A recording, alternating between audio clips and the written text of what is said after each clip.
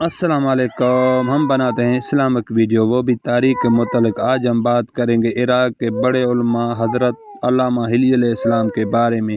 علامہ حلی علیہ السلام کی یہ دعویٰ ہے کہ مجھ سے میرے وقت کے امام زمانہ امام مہدی علیہ السلام کی ملاقات ہوئی ہے، وہ بھی نجف امام علی علیہ السلام کی مزار پر۔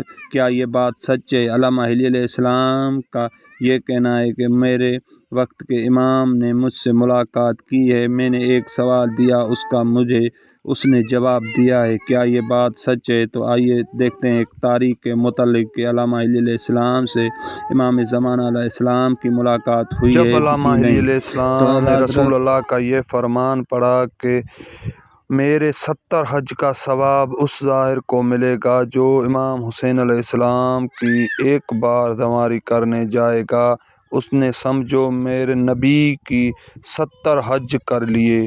تو یہ گمراہ ہو گیا اور سوچنے لگا کہ کیا اتنا رتبہ امام حسین علیہ السلام کو خدا نے دیا ہے کہ ایک زواری کے بدلے ان شخص کو خدا تعالیٰ 70 حج کا ثواب دے گا جو امام حسین علیہ السلام کی زواری کرنے جائے گا، اور اس کو نبی پاک کا 70 حج کا ثواب ملے گا۔